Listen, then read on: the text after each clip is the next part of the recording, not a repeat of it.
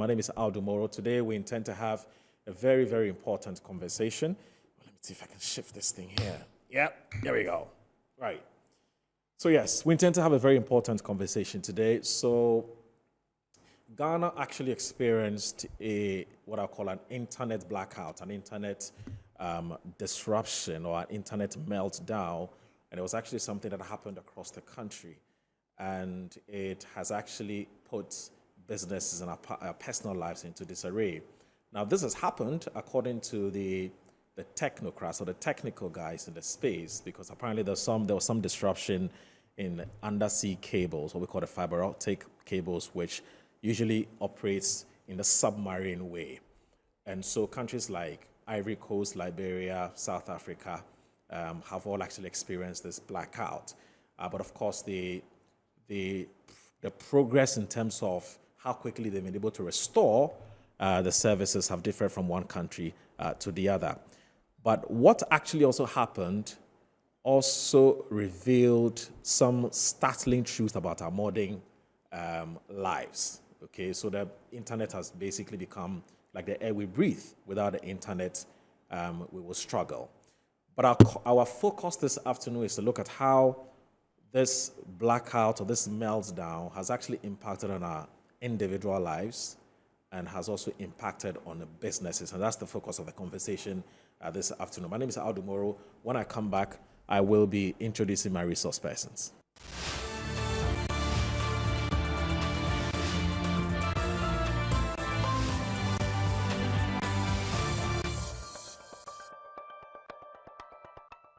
All right, welcome back. This is Good Afternoon Ghana. Good Afternoon Ghana this afternoon is going to have a conversation on the impact or the effect that the internet outage or the internet meltdown has had on our individual lives, on our businesses, and for that matter, the Ghanaian economy. And let me just say that I have three very erudite persons who will be joining us to have this conversation. First of all, let me say that, all three are actually joining me via Zoom, and we're hoping that the internet will be kind to us. We know we're still recovering. So we're hoping that the internet will be kind to us. But anyway, let me just say that Dr. Arnold Kavapo is the Chief Executive of Stack AI. Dr. Arnold, good afternoon. Thanks for joining us. To all the viewers. Doc, can you hear me? Yes, I can. Wonderful. Good afternoon. Well, good afternoon to all the viewers. Thank you very much. Thank you very much for accepting to join us. Let me also say that I have Zulaiha Dobia Abdallah. She is a tech analyst and also the founder of the Vatlopa. Zulaiha, good afternoon. Assalamu alaikum. Walaikum salam. Hello, Muru. Nice to have you here. Wonderful, wonderful. And I also have Dr. Theo Champon. He's an economist and a political risk analyst. He's also joined us to give us his thoughts on the subject matter. Doc, good afternoon. Thanks for joining us. Yeah, afternoon, Moro. Great to be here. Right. I'll start with you, Dr. Arnold. If your 10-year-old child came to you and said, Daddy, there's no internet. There's no voice over IP. Basically, I can't place a call to anybody. I can't access data. Daddy, what happened? What would you tell that child? Thank you. And I like the way you started the question off with a real practical use case for the internet. That is internet, something that facilitates communication, and also how systemic has become in our daily lives. So to the question about so I think the fundamental thing around what we're currently going through, you've already touched on the disruptions that's taking place. So I think that's where I'll start off by explaining to the child that look, internet is actually a network of networks, and that there are different components. It starts from a point and it goes all the way until it reaches your phone or it reaches your computer. And that's when there's a disruption. So when there's a communication gap between where it's coming from and then the point where it reaches your handset, then it means that whatever feeds that you're supposed to have gotten from that source point, it's no longer going to be able to hit, your primary device. So be that your phone or, your tablet in the case of a kid or in the case of an adult. And I think that also just exposes a big challenge that we have, that we've increasingly become dependent on a lot of these global networks, if you like, and we're continuously building, market power around like large enterprises, and some of whom we have no control over, some of whom our own regulatory bodies have no real power over them. And at the end of the day, we just kind of rely on having to communicate or having to plead with them, or just to make sure that, these services remain available. So I think on the whole, the big thing is just the growing power that is rising out of large platform providers.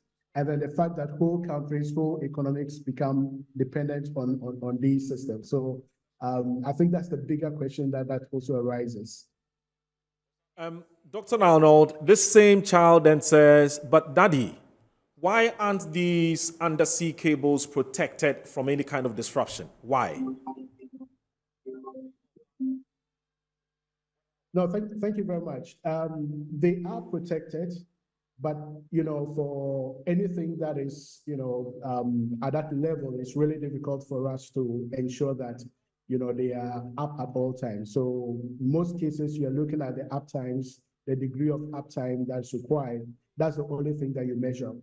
I think the auxiliary part of that question is, why don't we have enough disaster recovery mechanisms in place to ensure that when some of these ones go down, then it doesn't affect service disruption or other service platforms are able to pick up from there. And I think that for me is one of the critical challenges that perhaps us as a country, we need to really review our internet infrastructure, and then the kind of connectivity that exists, both locally and also globally, because we don't have any satellites here or don't have any real infrastructure in that plane. And so at least that becomes the base point for us to communicate and then ensure that these network connectivities continues to exist. I'll come back to you and ask you, Dr. Arnold, about what other alternatives or other options that we have available, so that tomorrow, because this thing has happened, we need to learn some lessons and pick it up from there. So I'll come back to you on that. But let me come to Zulaiha. She also works in the tech space. She's the founder of a developer. Let me ask her how this recent development has actually impacted on her personal life and also on her business. Zulaiha, let me come to you now. First of all, when you found out, when you discovered that you didn't have internet, I mean, you just woke up, you picked up. I mean, tell us what the experience was like on the day it happened, and what was going through your mind. Did you think there was a problem with your phone? Did you think that was a problem with MTN or whichever internet service provider that you had? What was the experience like on the day that the crisis happened? Okay, thank you so much, Muru. So when this happened, I think I was on X, Twitter, and I saw someone complain about Telecell's low data. And so I was like, oh, they just rolled out. What could be the problem? Only for me to realize that I couldn't load my feed on Twitter anymore. So I went on Facebook, and Facebook was working perfect. But then I tried to use my internet. I tried to use my web browser to actually go to Gmail and other websites, and I realized that there was a problem. At first, I thought I didn't have data. So I tried to buy data, and I realized I had enough. And so I was like, what exactly is the problem? Why can't I access some of these networks? So just locally in the house, somebody was like, I can't send a message on WhatsApp. And I was like, okay, maybe it's a problem with some of these apps. I didn't think it was a problem with the internet until I saw a communique on Facebook, and I was like, oh my God, this is what we found ourselves in. How are we going to quit? Because I had so much deadlines. I couldn't send an email. I couldn't receive an email. And as a software developer, I can't code without the network. I can code okay, but trying to upload it on GitHub, trying to some information from GitHub, sometimes you save on some of the cloud services like your Google Drive, some installations there. I just couldn't access some of them, and it was a hot mess because it just stopped almost everything I was doing. I mean, if you just use your phone for just social media, you would just be bored. But for some of us that use the internet actively for all our jobs and all our work, it was just a big deal. And I was suffering. I remember like just writing on Facebook, ranting, oh my God, like I'm not being able to wait the whole day. How can I solve this problem? These were some of the things I was going through. It was just an anxiety. Interesting. So that's on the personal level. Now, first of all, tell us about your organization, your company, which is Developer. What do you guys do? Tell us how the internet disruption or this meltdown actually impacted on the job that you do, because we're going to use it as a case study and look at how, and that's where Dr. Thea Champon comes in, because he's going to have a more critical analysis of how this has impacted on us, on our personal economy and that of the Ghanaian economy. So tell us, what does your company do, and how did this affect your organization? Okay, so Developer is a social enterprise to focus on getting more girls. So we leverage on technology to educate and train girls. So one thing that it did was that it didn't allow us to have access, something like Zoom, to be able to teach online. The other part is also the developer business solutions, where we create, like I said, the software development, where we create applications, websites, and such. So what this did was that it wasn't allowing us to access the websites we're building. Sometimes you could build locally and upload it online, but this distracted that process. We couldn't get access to our clients' information that we have saved on Google Drive. We couldn't access some of the information that we wanted to take out from some of the places that he had told us, the links we could just embed into our website. So it just made us come at a standstill, and we cannot communicate to the clients. Currently, we are expecting some money for a grant that we are supposed to train some girls. And as of now, the money hasn't come. And that's because the internet distracted the process, even with the bank. Having access to even reach out to them if they have released the funds, money is coming in and all that. We still don't have any information on that because the internet is lagging. So we are not able to have these transactions. That's what we do, and this is how it has affected us. I think for the past 1 week now, we've just been on a standstill. The only thing we can do is just leverage on our local computers, and it's not even doing much because we can't easily communicate with our clients. We can't easily communicate with some of the customers that we are working with, some of the girls that we are training using platforms like Zoom. It's been difficult. If you don't mind telling us, Zulaya, how much has this cost you? What has been the economic impact on the fact that you couldn't do your work? I mean, you have a job to do. You have people who were waiting for your services you couldn't deliver because of this internet disruption. Are you able to tell us, if you don't mind, disclosing to us how much you've lost as a result?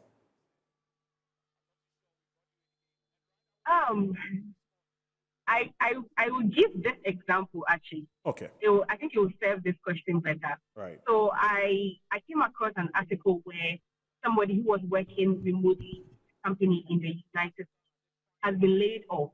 His monthly salary was about $3,000, and because of the lack of reliability with our internet currency, his superiors just canceled they just terminated his contract. They had clients they were relying on that this person couldn't with solving some of these problems. That's what they say. Personally, at least with the clients that we serve currently, who are Ghanaians, we're able to have an understanding with them because of the internet system. It has not cost us money yet, but it has cost us manpower because a whole week is gone and we've not been able to do anything for that. We're going to push our time where we are supposed to report to them. We're going to push back with all the projects that we have lagging in front of us. So with terms of monetary, I think we have just lost a lot of manpower and a lot of hours. But the example of the person who just lost his 3,000 euros job, which has other benefits, it's a good scenario for us to look at. Just got his contract terminated just because his superiors or his employers do not rely on him because of the internet crisis that we have in Ghana currently. Well, that's a colossal amount of money this gentleman, this chap you're talking about, has lost as a result of this internet disruption, and that's quite sad, isn't it? But let me go to now Dr. Theo Champo. Dr. Theo Champo, I mean, I was actually pretty much going to ask the same question. I wanted to start from the micro level. Abuzula has been, she's been very evasive about it. She won't tell him about her personal circumstances. She's got to use somebody's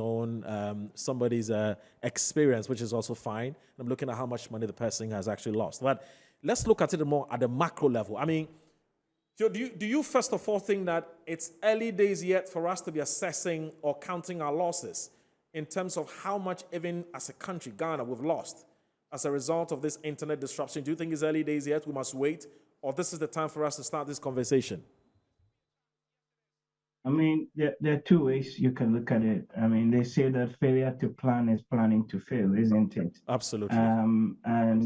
And so it comes back to the point that Arnold made in his remarks about the need to actually build redundancy within the system, so that people, for example, are able to connect to the internet if they have to use, satellites and all of that, then so be it. But it's really core to everything that we do, from banking to services. And Zilea gave the example of someone losing in excess of 3,000 euros a month. If you use the exchange rate of 14, multiply that by that, and you're talking huge amounts of monies. Particularly the fact that the services sector constitutes the biggest sector of the Ghanaian economy, right? Almost about 47 or 48 of our entire output, as measured by GDP, comes from the services sector. And within that, you've got ICT, you've got education, you've got financial services, fintech, Momo, everything literally runs off the internet, right, these days. So to even have a disruption that we're told would take probably about 5 weeks to fix, then you can begin to actually add on and quantify potentially the effect that this would have, on the Ghanaian economy and on livelihoods. I think that for many of the countries, Ghana included, we've seen some resumption of services, although it's not been like 100%, and that in a way indicates that perhaps the worst fears that people have or had would not, play out in terms of a much bigger impact or effect on the economy. But the fundamental point really is that these internet related and enabled services really is a core part of any and everything that we do. And we're not just talking Accra or Kumasi or Takoradi. You go even to the villages and to the towns, and people are accessing the internet, the farmers for their crop insurance. Some even have, little pads and phones that they're using to do irrigation and to download weather, and all of that. In schools, you've got schools that are connected and they need to get access to the internet to download resource material. So if it's not there, everything literally comes to a halt.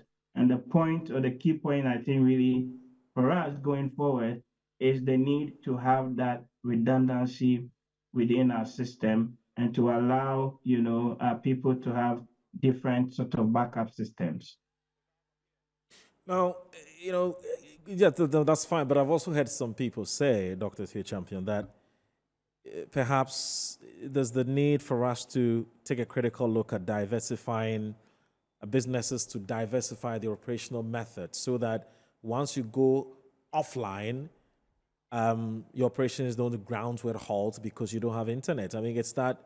How feasible and how sensible is that kind of suggestion? It's not feasible, Moro. It's not feasible for all companies and all sectors. For a number of sectors, think of the banks, right? your ATMs. Think of, even running Uber or all those related services. You need the internet to be running 24/7. Any downtime has an impact on the business and on profitability. There are some manufacturing enterprises or businesses, say in Tema, that could actually afford with some sort of downtime because what they're doing is not directly interfacing with that. But even they, should they produce and they have to send the orders, somebody's got to send an email to fill in the supply, the paperwork and all that, and the internet is not there. How is that order going to be placed? So I sort of disagree fundamentally with that school of thought that says business have to diversify. Diversify from what to what? This is like a key part of their business operation, to the extent that if the internet is not there, you cannot do, anything. So the diversification then becomes, for me, an argument about having redundancy. So if one line goes down, right, one fiber optic line goes down, you have an opportunity to, have some backup, use satellite systems, or what, Tesla and all these guys are doing with their SpaceX, right? Where people can actually have backup satellite connectivity to be able to run their platforms and their systems. We cannot afford, not to think about those things and start implementing them and getting those redundancies in the system. Okay.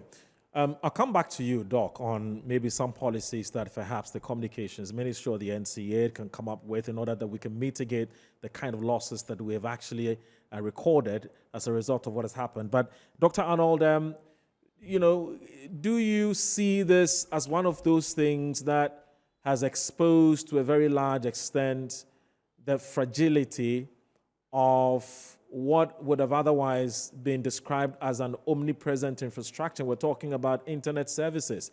I mean, the fact that,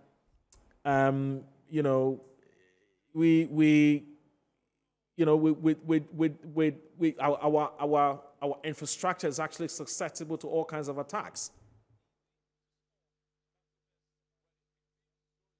No, thank you very much, Moro.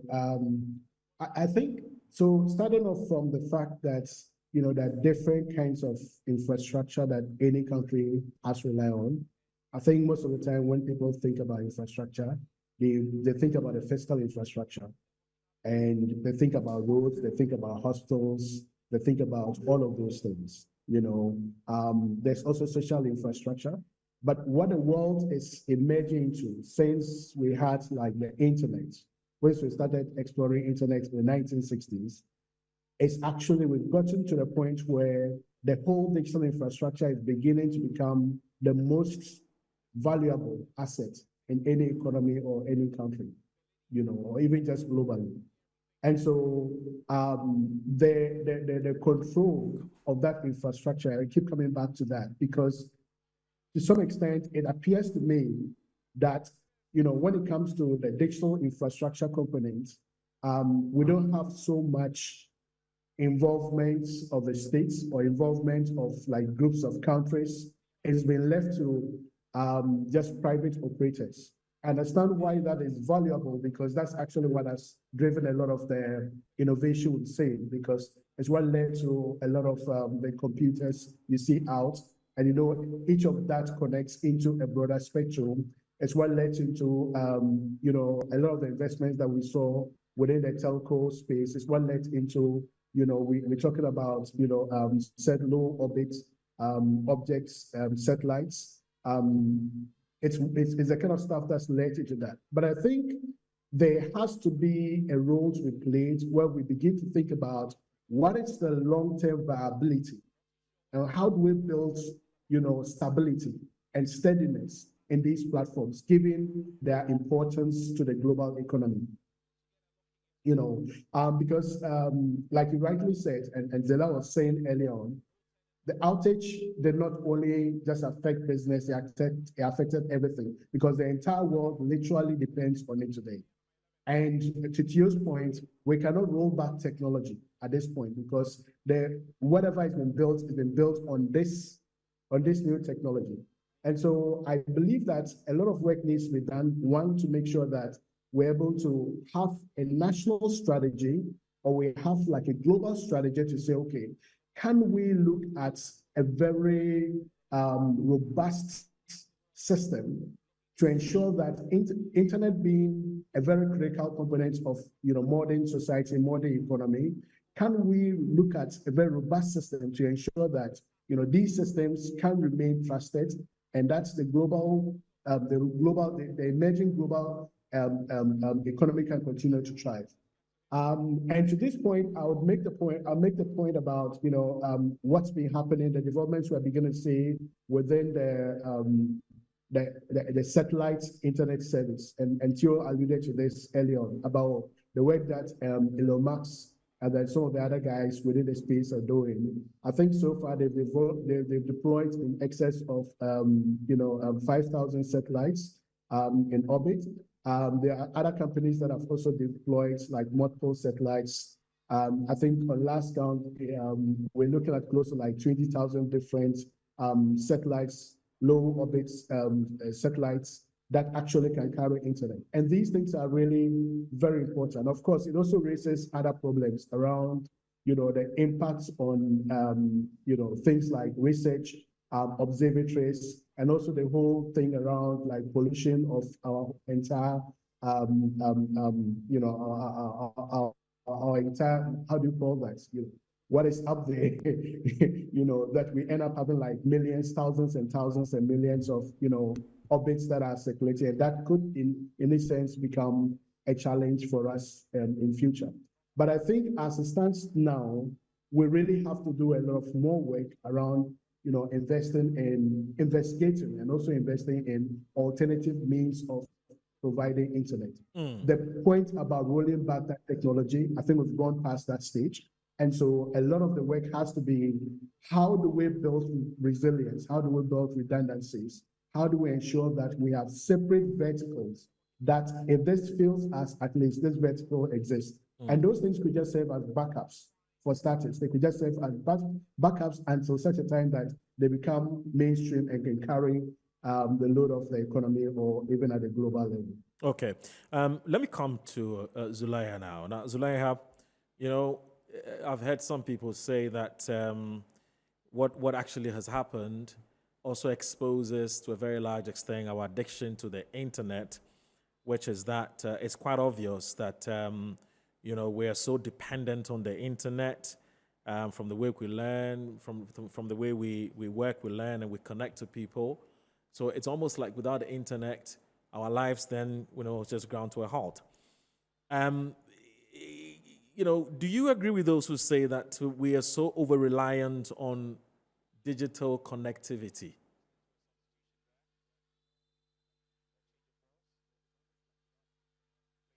Hello, Madam Zulai, can you hear me? Okay, it looks like the internet has started acting up, so struggling to hear Zulaiha. I'm sure that there's some connection challenges, and so she can't also hear us. But once she comes back, we're able to raise her back on the Zoom connection. I'd ask her what she makes of those who say that it's quite clear. Yes, I think we have her back. So Zulaiha, I was asking, yes, whilst you're struggling to rejoin us, I was asking about, do you agree with those who say that what actually has happened also is an indication of the extent to which we've become so internet drunk, for want of a better word? I mean, our whole lives now depend on digital connectivity. So anytime there's any little disruption, it's almost as if life has ended for us. Do you agree with those who say? In fact, those who say that are saying that we need to perhaps look at what is happening as some kind of a digital detox.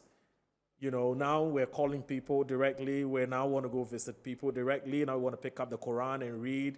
We now want to pick up some books and read. So enough of the internet-related activities. Let's now get back to the real world.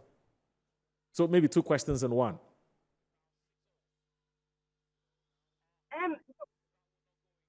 No, I don't agree with them because it's not about a personal conversation or personal achievements now. We are competing globally. We are in Ghana, and because of even the breakout of COVID, we realized that there were a lot of things that we needed to catch up with. As we are here in Ghana, we are trying to improve innovation. We are trying to improve our creativity. We are trying to come up with some of the things that we can help in developing this country. And we cannot do that without something as basic as access to internet, access to some of these digital tools. It's not about we having a detox. We should have the internet, the availability of internet to be able to work and still detox ourselves personally. It shouldn't be a game of chance. It shouldn't be as a result of our inability to come or have alternatives to something as basic as the internet access. Just like we're having a conversation earlier from my fellow speakers, like Dr. Arnold said, relying on some of the internet services that could actually use the satellite, like Starlink. These are some of the alternatives that we need right now. We need to be abreast with some of these latest. Okay. Looks like I've lost Zulaiha again, and unfortunately, well, the internet is acting up, and I know that my viewers would bear with us, and that's even the more reason why we're having this conversation. And hopefully, when Zulaiha joins us back, she would continue from where she left off. But I'm going to come back to Dr. Tio Champo. I mean, do you agree with those who say that this is what has happened, unplanned as it is, but it is also very insightful because the disruption has served as an unplanned digital detox? Oh, sorry, Zulaiha, you're back on. So I'm sure that you'd want to continue from where you left off. Yeah. So just like this, we're not being able to have a conversation on tech just because we are not having good connection to the internet. This is actually costing us a lot. It's costing your time. It's costing my time. We're not able to even let people understand the plight we are going through. That's why I do not side with the people who think that we having the internet crisis right now is good and it's helping us detox or it's helping us have conversation. It's about we getting the discipline to do these things outside. But we should have something as basic as internet access because we are not competing just locally in Ghana. We are competing globally. Every person here sitting here, you, Dr. Arnold, and is it Dr. Q? I didn't get the name correctly. We are all competing globally, even though we are stationed in Ghana. And how do we compete globally and even help Ghana if we are just limited by some of these basic access to these digital tools and internet? We need to explore some of the reasons why we need to go out of our own circle, come out of our shell, and just get abreast with some of these technologies. How do we get satellite internet connectivity in Ghana? Because we have solar when we have electricity. So when there is no electricity, we can rely on solar. So we should be able to do that when it comes to the internet. We are so dependent on just telcos in Ghana that it's affecting us gravely, and it's impeding some of the progress and some of the works that we can actually do in this 21st century. I mean, I do not side with anybody that wants to think that getting access to internet should be a game of chance. It's an important necessity for all of us. It helps us in our studies, in our work, amongst other things. It's high time we employ other alternatives so we can get reliable internet connectivity at all times. I see. Thank you. I guess that the point you're making, and I think it's a very important point, which is we must accept the reality. The reality being that the internet is now a part of us, and we're part of the internet. We can't separate ourselves from the internet. Just like the air we breathe, without the internet, we can't function. I think that's the point you're making. All right. So let me now, Zulaiha, I want to believe Yes, that that's the point I'm making. It's right. an integral part of everything. Right. Now, I'm going to ask you my final question because my understanding is that you'd have to take leave of us and attend to some other things. So my final question to you is, if you were to appear before, say, the NCA or the Ministry of Communications to tell them on what you believe should be some of the, what options are available to us, because people are also looking at how much people don't want to pay more for internet services because already complaining about the high cost of data and internet services and so on. What are the kinds of feasible alternatives that we can look at, regardless of how much it's going to cost us?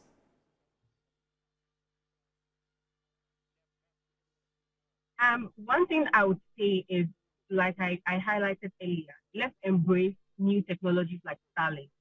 And I'll give you an example with the first example I gave. If this guy who was making a 3,000.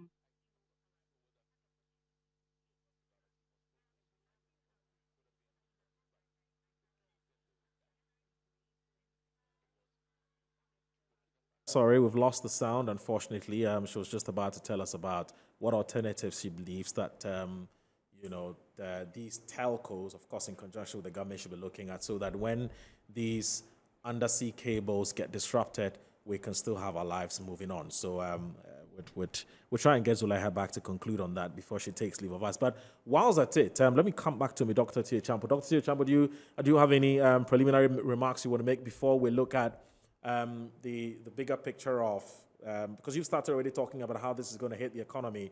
I'm going to ask you, at what point are we really going to see the effect or the impact on the economy based on what has happened? In fact, we're told that this is going to take, according to the NCA, it's going to take us close to about 5 weeks for internet to be fully restored. When are we going to have a full what I call assessment or a feeling of the impact of what has happened to us on the economy as a people? It's difficult to tell, but I think the important point that Zulea was making, which I 100% subscribe to, right, is that the internet has come to stay. It's not going anywhere, and it's a core part of doing business these days. But again, we need to remember, right, that societies always evolve, and there's always one dominant technological form that is used to power that development. So you can go back to when people were using horse-drawn carriages, and come back to a few years ago when having a landline in your house was a big deal, right? Suddenly you had mobile phones, and it's moved on into all sorts of technologies now. And there are new economic tools or even ecosystems that thrive and have been created off the back of the internet. So it's not going anywhere anytime soon. And the point then becomes, and others have argued this, having internet is almost like, it's almost like a human right in some respects, right? And it enhances digital literacy, financial literacy, inclusion, you name it, and all of that. So I think the point really now going forward is, what do we do to ensure that we minimize these redundancies going forward, right? And this is where the need for building in certain checks, certain balances becomes extremely, important. Again, people have made the argument that, well, you've got some dominant players within those that provide the internet, the ISPs and the other sort of telcos. So we need to look at what this would do for market competition. Should we embrace, the satellite service providers and other things? But I think for some of the critical and important national infrastructure, fiber backbone, banks, financial systems, you cannot afford not to have that redundancy being built in there. And then on the consumer side of things, we could also think about, opening up that market space for consumers like you, myself, and others to be able to, purchase alternatives, even if it comes at an extra cost than what ordinarily you're paying for your internet. Most people prize the fact that the system works and it gives them that uptime that they need, so that the person does not lose that 3,000 euro a month job, which potentially is not only catering for him, but maybe about 5, 6 other individuals within the family. And if you work out the economic impact of that, you're running into several millions of cedis. Are there any businesses that would collapse and may never come back? I doubt that there will be businesses that will collapse and wouldn't come back. Okay. I mean, we're talking a couple of weeks. And like I already said, it looks like some parts of the service have been restored, albeit not fully. So I don't think that there will be any businesses that would All right. seriously, one or two people will lose jobs, right? That's a given. But whether or not this then cascades into, a big macro level development, and you even pick it up in like economic data points and the indices that the statistical service, publishes, I'm not too sure how that will play out. I see. Brother Theo Champ, I want to thank you very much for your time. I'll let you go now, and then I'll come back to Zulay. I'm understanding Zulay is back online. It's because she actually didn't end her submission. Zulay, if you can, hello Zulay, are you there? If you can land properly before you take leave of us. Yes. Please, can you hear me now? I can hear you clearly. Okay, perfect. Yeah, so I was making a point. I think Dr. Theo even continues. I mean, what we want is reliable internet. And so when I have the opportunity to speak to the Ministry of Communication, whoever the rep is, I'll tell the person, how are we going to solve this problem? How do we stop relying on just limited number of people providing us? Let's explore and adapt some of these innovations like Starlink. No matter how expensive it might look, I think Starlink charges $120 a month. If I am making up to 3,000 euros a month, I think I would be able to sacrifice $120 a month just to be able to have reliable internet and be in an employable stage, so that every month at least I can make bread and butter for the family.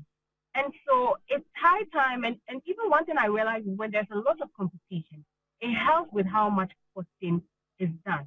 If we are able to have like 5 different alternatives to internet access, I want to believe that the cost of data is going to go down very extensively.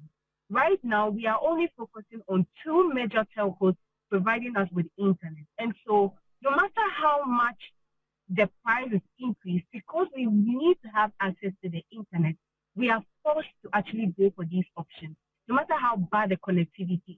But if we have options, if we have alternatives to internet access, I am pretty sure that the demand in different telcos, the demand for access for the internet from these different service providers would help us to regulate some of the amounts that are being charged, and it will help us in the long run. And so that's basically what I have to say. This internet crisis has given us the opportunity to explore other options and how can we provide internet access, which is basic in this generation, for us to be able to continue with the good works that we are doing, because internet is the way, and the digital world is the way too. If we want to compete globally, like we have already highlighted, it's high time that we think globally, and we also adapt some of these ways in which we don't have to go back 10 centuries when there's a little problem with some of these infrastructures that we have. All right. What humor. Right. But just briefly, time for a new hobby?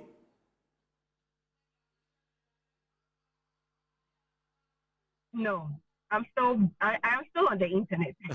I'm still on my digital tools. I mean, Okay. it's part of me. I don't think I can do anything outside it. So, no, we are sticking to this. I hope it gets resolved. We got results. All right. Thank you very much, Zulaya, for your time. It's been wonderful talking to you. Have a great day, madam. All right. So let me now come back to Dr. Arnold. Dr. Arnold, would you want to also, tell us what you think that should be some of the alternatives we should be looking at? And some of the political parties have already started. You hear me, Doctor? Okay. We'll take a short break. When we come back, we have the next 5 minutes to wrap up on the show.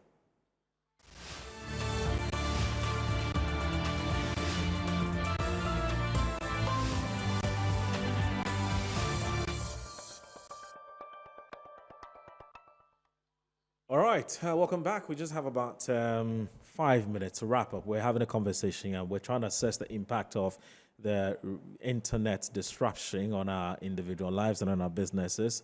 And I've been talking to Dr. Theo Champing, who's a political risk analyst and also an economist. I also do have Dr. Arnold Kasapour, who is the Chief Executive Officer of Stack AI, and also Zuleha Dobi Abdullah, but she's left us to attend to some other engagement. So, Doc, so clearly I'm going to end with you in the next 5 minutes, and I actually just want to know, it's a very simple thing, which is to look at the alternatives that we have. In fact, what has happened has highlighted the urgent need for alternatives to undersea fiber optic cables, and that's the conversation now. And in fact, we've had some of the political parties expressing fear that, well, this may happen on election day, and if it does happen, what is likely to be the repercussions and so on. I mean, what should be the thinking going forward? What lessons should we be learning from this?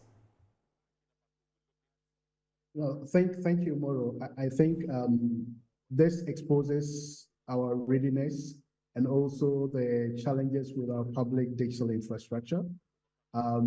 Just as we've always said that we want to really digitize a lot of things within a country, I think knowing that digital fundamentally relies on an internet means that we should invest and put in the right strategies and be really focused on the internet infrastructure of the country, the core infrastructure on which all the digital strategies, on all the digital products or the use cases, on all the government services kind of run on. I continue to see that it is not very wise to leave this to just commercial interests. I think that just as we say that we want to, develop very specific areas, we should as well just make a deliberate attempt to say, we want to build the robustness of this. And in making this decision, we should not only be guided by private, by what revenues you can get or what kind of control you need as a nation. I do understand the hesitation on the part of policymakers when it comes to, satellite technology, because how do you regulate them? That's one. And number two, how do you, get like your revenue income, since these are mostly operated like global operations. There's a satellite that is up there. There is a system that's not going through any mediator on the ground. It comes directly into people's devices. And then the big question becomes, how do you actually regulate that? And then, of course, the revenue that, state actors tend to get, But I think we have to go beyond just the revenue expectations when it comes to these models. We have to think about it to what you said, that internet becomes a human right. So if we view it as a human right, then the economics of it, the tax revenue component of it, becomes less of a driving force, to making these services available and then making them an alternative source. In this current structure, and I understand why, there are problems, is because in this current structure, it's quite difficult to say, okay, anybody coming in, people are ordering it on Amazon, people are bringing it in their bags. It becomes difficult for them to say, okay, if you bring this device in, this is where you have to pay tax, or this thing needs to be registered in some form. But I believe that the nation should really have an internet strategy. We should begin to think about not just about, the end use of our digital infrastructure, but think about what are the building blocks on which all of these digital infrastructure is going to work. And then we have to approach it more or less in a very inclusive form. So probably as a concluding remark, I believe that there has to be enough investment and price will come down. I think one of the things that people are juggling with is if you use satellite, then it becomes much more expensive. Okay. I think it becomes more expensive because, we only have a few components, and then a lot of people are technically roaming because it's not embedded it within our infrastructure. And also because, there are other components like they're paying in USD, and also their multiple, it's unlimited.